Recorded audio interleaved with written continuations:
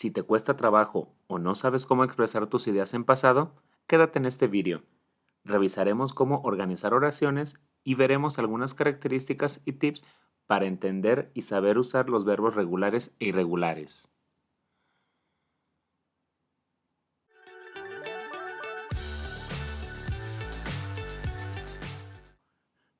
Hola y bienvenido. Soy el teacher Eddie. En este canal encontrarás explicaciones de tiempos gramaticales, redacción de párrafos y ensayos y diferentes temas que te ayudarán a entender el idioma inglés para comunicarte de una manera más fluida y natural. En caso de que encuentres esta información útil, valora suscribirte. Para empezar, recordemos que el pasado simple, al igual que el presente simple, consta de dos categorías. Dichas categorías son Simple Past Verb to Be and Simple Past Other Verbs. La categoría relativa al verbo to be se refiere a descripciones, en este caso en pasado. Por ejemplo, I was tired last night, she was in her house, the weather was cool, his friends were good students, etc. Te dejaré el link en las tarjetas y en la descripción de este vídeo en caso de que lo quieras revisar.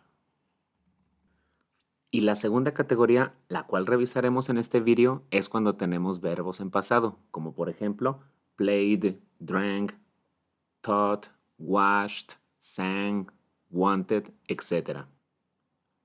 Solamente el presente simple y el pasado simple cuentan con estas dos categorías, verb to be and other verbs.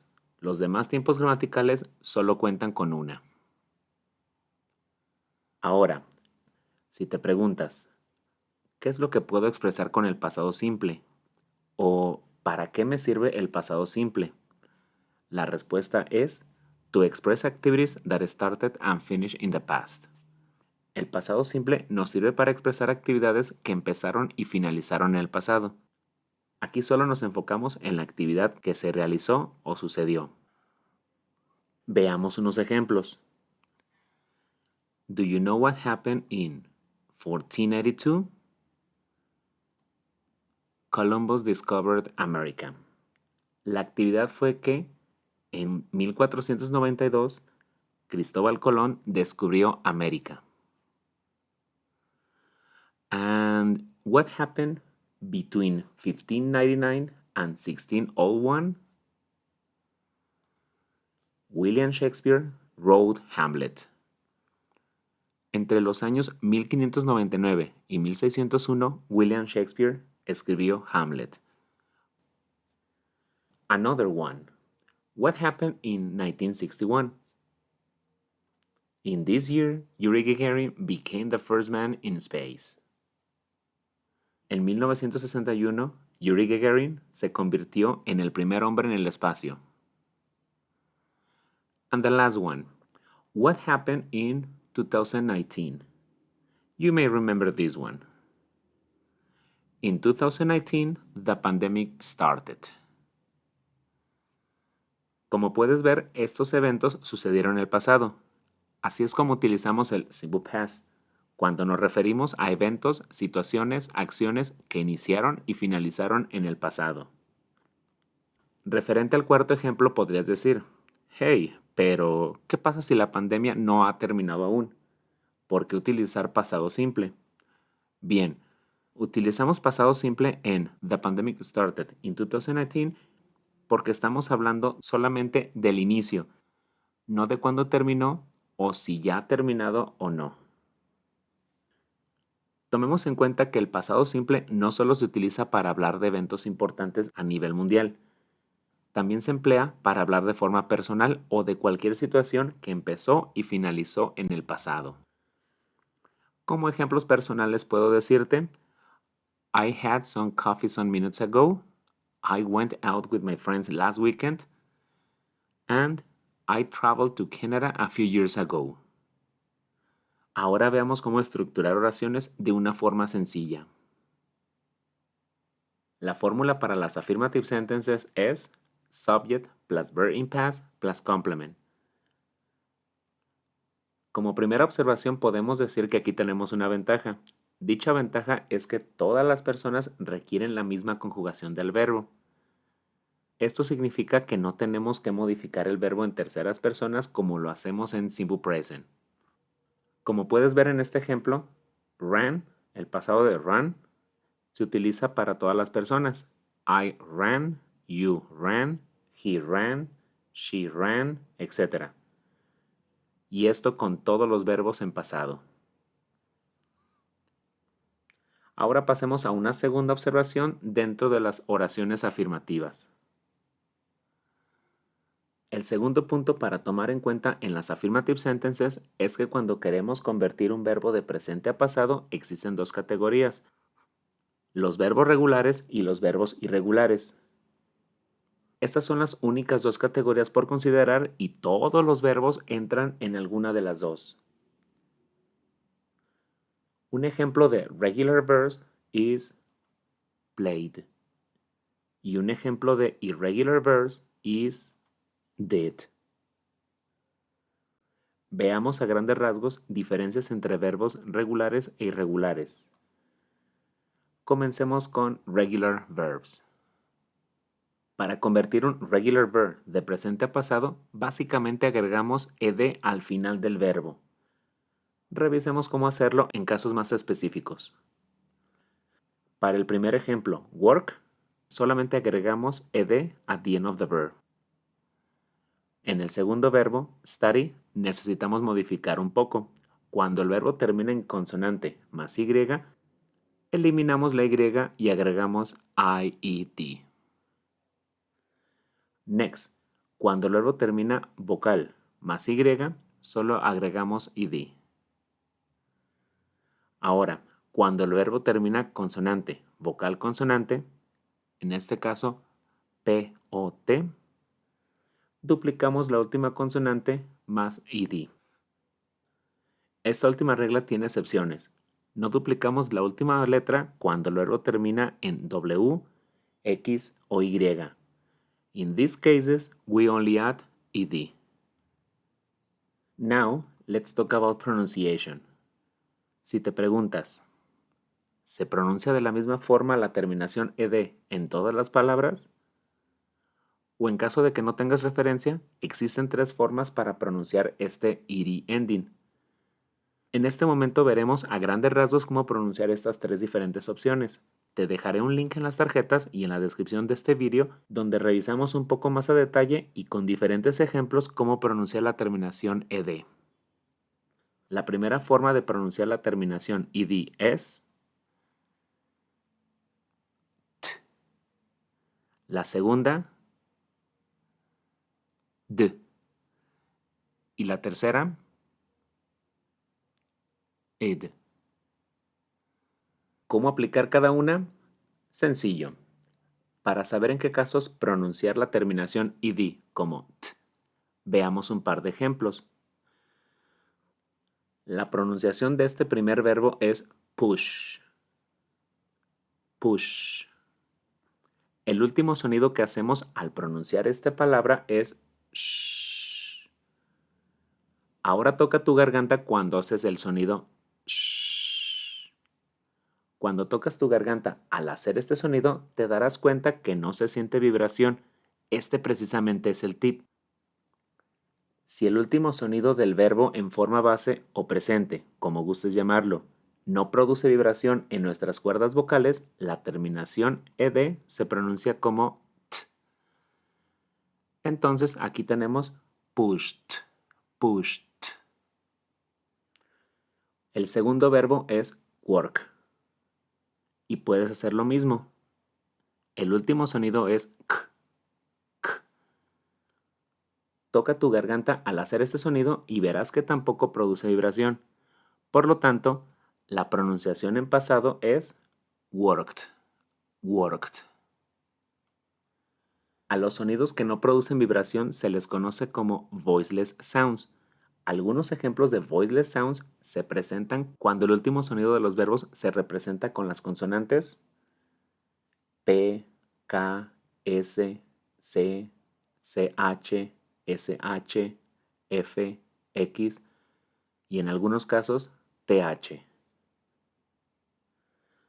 Entonces, cuando el último sonido del verbo en presente o forma base no produce vibración en nuestras cuerdas vocales, la terminación ed se pronuncia t. Para la segunda opción de pronunciación, d, tomaremos en cuenta que el verbo en presente o forma base termine con algún sonido que produzca vibración en nuestras cuerdas vocales. El primer ejemplo es clean. El último sonido es n. Y si tocas tu garganta al mismo tiempo que haces el sonido, te darás cuenta de que sí hay vibración. Inténtalo de nuevo. Mm, mm.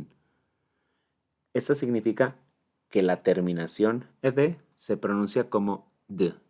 Cleaned, cleaned. El segundo ejemplo es love. Recordemos que tomamos en cuenta el último sonido, en este caso, v, ya que la letra E no se pronuncia. Igual que en el verbo anterior, toca tu garganta cuando haces el sonido v, v. Se siente vibración. Por lo tanto, el verbo en pasado se pronuncia loved, loved. A los sonidos que producen vibración se les llama voiced sounds. Algunos ejemplos de voiced sounds se presentan cuando el último sonido de los verbos se representa con las letras B, L, M, N, R, V, G, W, Y, Z, TH, or any vowel sound. Entonces, para este segundo caso, cuando el último sonido del verbo en presente o forma base produce vibración en nuestras cuerdas vocales, la terminación ed se pronuncia d. D. Por último, cuando el verbo en presente o forma base termina con los sonidos t o d, la terminación ed se pronuncia ed. Want en pasado se pronuncia wanted. Y need en pasado se pronuncia needed. Esto es a grandes rasgos cómo obtener y pronunciar los verbos regulares. Ahora demos un vistazo rápido a los verbos irregulares. Los irregular verbs cuentan con diversas subcategorías dependiendo de cómo se conjugan de presente a pasado y a pasado participio. En este video no revisaremos dichas subcategorías, solo me gustaría englobarlos en 3. En la primera subcategoría tenemos que el verbo es el mismo en presente y en pasado. Por ejemplo, en presente es cut y en pasado es igual, cut. Un segundo ejemplo es cost. ¿Cómo puedo identificar si la oración está en presente o pasado? Sencillo, con el complemento. El complemento nos dirá en qué tiempo gramatical estamos conjugando el verbo. Una segunda subcategoría de irregular verbs es cuando solo cambiamos una letra de presente a pasado. Por ejemplo, en presente tenemos forget y en pasado forgot. Un segundo ejemplo es come en presente y came en pasado. Una tercera subcategoría es cuando modificamos todo o prácticamente todo el verbo de presente a pasado. Por ejemplo, en presente tenemos think y en pasado thought. En presente tenemos go y en pasado went. Ahora, si te preguntas, ¿cómo puedo saber si un verbo es regular o irregular? La respuesta tiene una parte sencilla y una complicada. La parte sencilla es que no hay reglas a aprender. No hay tips que nos digan cómo identificar si un verbo es regular o irregular. Y la parte complicada es que lo único que nos queda es aprendernos los verbos. Aprendernos cuáles son regulares y cuáles son irregulares con sus respectivas conjugaciones. En mi experiencia, creo puede resultar más sencillo aprendernos los verbos practicando. Por ejemplo, al final del día trata de recordar qué fue lo que hiciste y dilo en voz alta para ti. Si no conoces la conjugación de algún verbo en pasado, investígala y trata de repetirlo varias veces en tu descripción. Al final de este vídeo te daré un ejemplo. Ahora sí, ya que tenemos una buena idea de los verbos en pasado, continuemos rápidamente con las fórmulas para estructurar oraciones. Como vimos hace unos momentos, para las oraciones afirmativas, la fórmula es subject plus verb in past plus complement. Como sujeto podemos tener un noun o un pronoun. Como nouns podemos entender el nombre de quien estamos hablando. Mary, Arturo, her house, Erica and Alex, the cats, etc. Y como pronoun podemos tener los subject pronouns I, you, he, she, it, we, you or they. Un par de ejemplos. I played soccer last Saturday and he did his homework. Para las oraciones negativas la estructura es subject plus did not or the contraction didn't plus verb in base form plus complement. Aquí, después del sujeto, requerimos del auxiliar. En este caso, en pasado simple, solo requerimos un auxiliar para todas las personas, did. Recordarás que para presente simple existen dos auxiliares, do and does. Para simple past únicamente usamos did. Algo muy importante a tomar en cuenta es que el auxiliar did no tiene traducción al español. Su función es decirnos que la oración está en simple past.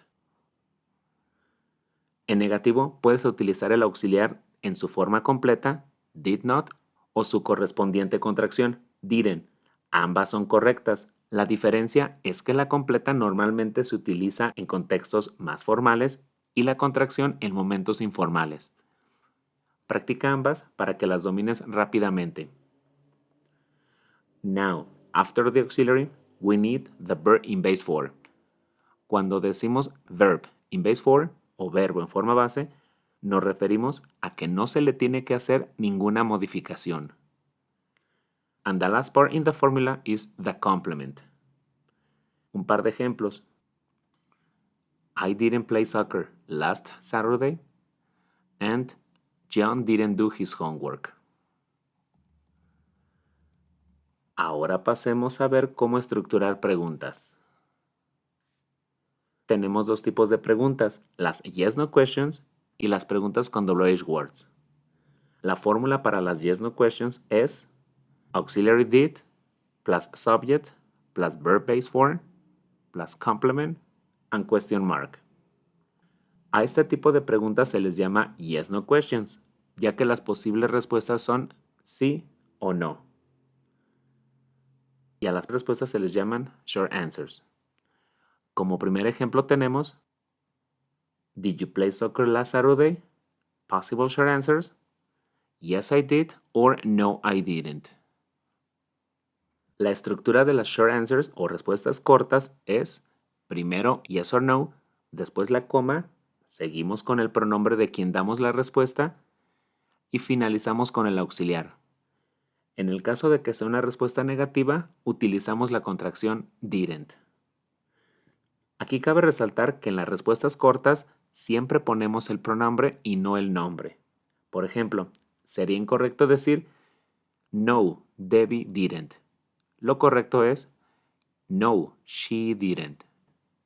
Second example, yes, no question. Did John do his homework? Possible short answers. Yes, he did or no, he didn't.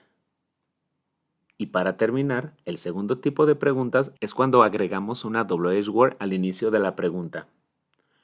Un par de ejemplos. Where did you play soccer? And when did John do his homework?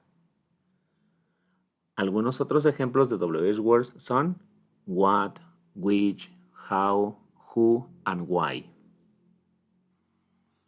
Recordemos que el propósito de agregar una WH word al inicio de la pregunta es solicitar más información y no solo un sí o no. Espero que esta información del pasado simple utilizando verbos haya sido clara y te sirva. En caso de que te preguntes, ¿y cómo puedo practicar por mi cuenta? Fácil. Lo que puedes hacer para practicar, como veíamos al inicio de este video, es que al final de tu día trates de recordar y decirte a ti mismo algunas de las actividades que realizaste. Te comparto un ejemplo. Today, I got up at 5:10 a.m. Then I brushed my teeth and made my bed. I didn't take a shower in the morning because I showered last night. After that, I prepared my coffee, and while I had my coffee, I watered the plants. I didn't watch TV in the morning. I went to work by bus. I worked from 8 a.m. to 6 p.m. I had lunch at about 1 p.m. After work, I did some exercise. Later, I listened to music while I clean out my house, etc.